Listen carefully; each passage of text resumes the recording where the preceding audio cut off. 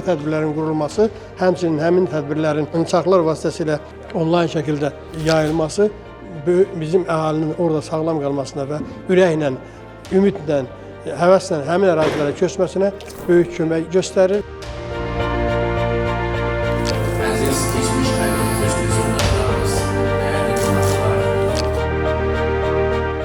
Arzumdur ki, ora gedək, yenə bərpa eləyək, rayonumuzun gözəlləşməsində ən azından bizim də payımız olsun, övladlarımın da. Quraq, yaradaq, gözəlləşdirək Zəngilanımızı.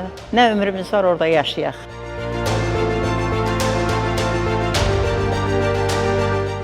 Videoroliklər baxdıq, minalardan təmizlənmə, minalardan necə yayınmaq və hər hansı bir tanımadığımız cismi gördükdə anamaya xəbər verməyimiz ki, burada belə bir cismi var, tanımırıq, bilmirik. İnşallah Zəngilana köçüb gedəndən sonra 3 ildə bizə çörək pulu veriləcək. Bu daha da bizim üçün yaxşıdır.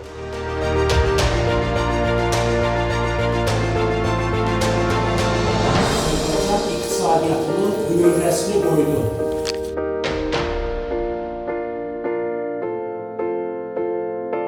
Zəngilanın ağalı sakinlərinin salamlarını sizə ürək dolusu salamlarını çatdırıram.